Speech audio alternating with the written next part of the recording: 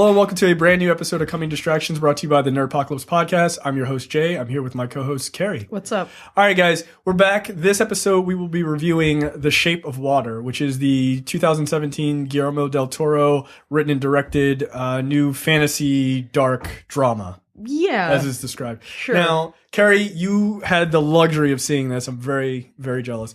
You saw this movie. I did. Tell me the plot, and then I want to hear your thoughts. So, it follows a janitor, the Sally Hawkins character, Elisa, who is mute, rendered mute as an infant.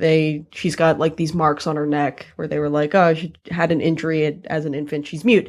And she works at this like government lab just as like the help as a cleaning lady. Right. And one day this I guess he's a general or something, the Michael Shannon character, he comes in having caught this creature that they just refer to as the asset, and the people at the lab want to study it because, and this doesn't make any fucking sense to say out loud, but the Americans are studying it because it's the Cold War, it's early 1960s, and they say, okay, well, it can breathe in water, it can breathe out of water.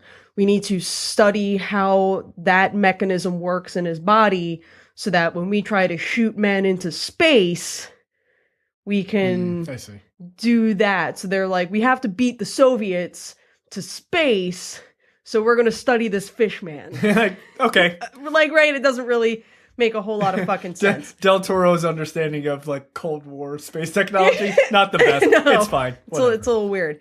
But anyway, so Elisa is basically assigned to start cleaning the enclosure that the asset is in.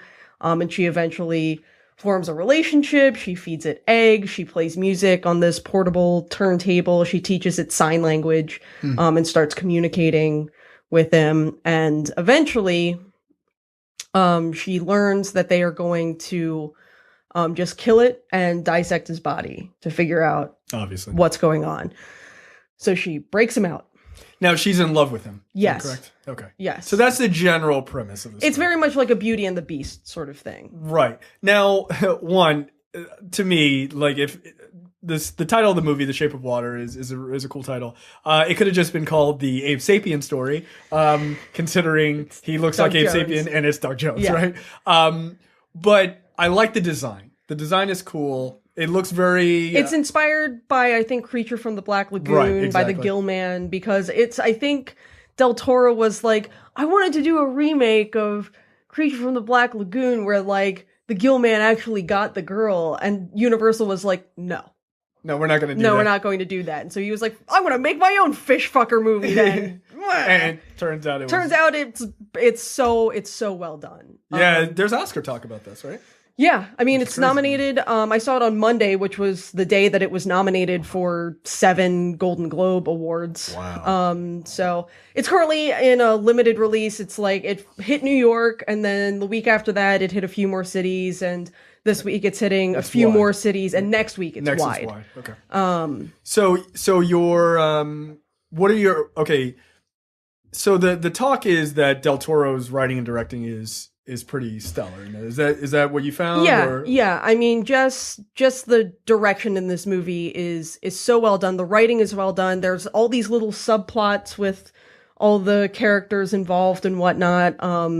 What's her name? Octavia Spencer. Mm-hmm, yeah. Her character Zelda, who's like the loudmouth who talks enough for the both of them, even if Eliza could speak to begin with. She you hear her talking about her husband a lot. You don't see her husband until like the very end of the movie. Yeah. And then it's like, oh yeah, she's right. Her husband ain't shit. Like that's funny. And Eliza's next door neighbor, Giles, I think that actor's also up for like an individual acting award for the Golden Globes. He's gay and he's closeted.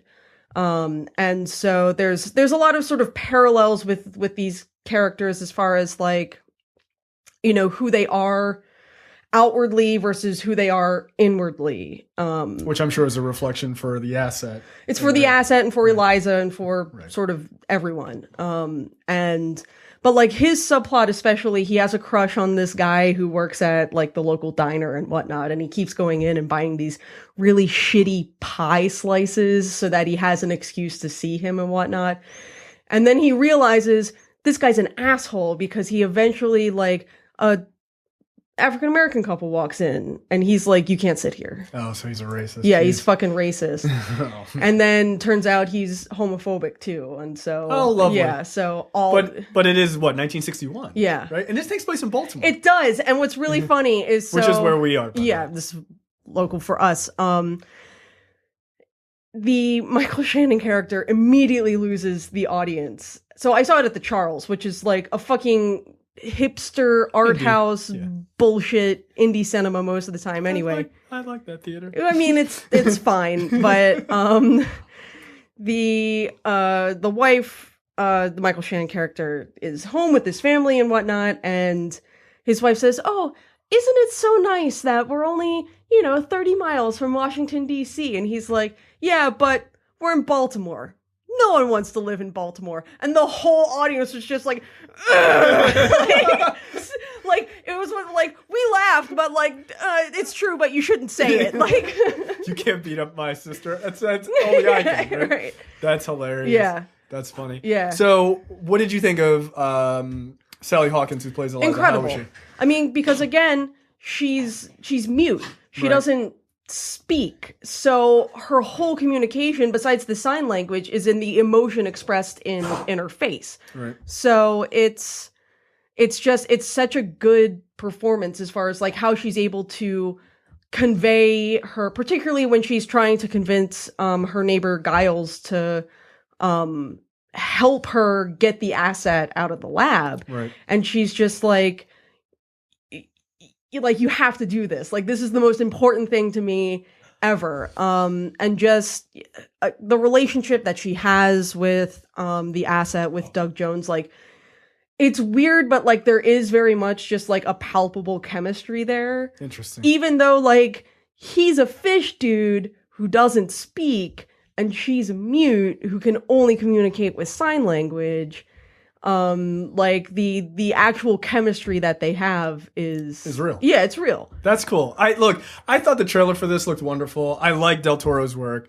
I won't say it feels like Pan's Labyrinth because that's a very different film, obviously. Right. But his work with sort of his creature work and stuff like that is incredible. Like, it really is. It is. I mean, I know he said in an interview somewhere where like, my past work was exploring like childhood fears and whatnot. And, which is very much Pan's Labyrinth. Right. And whereas The Shape of Water is exploring more adult themes and whatnot. So that's very cool. Yeah. So she fucks the fish. So yeah, that's all right. Yeah, God bless.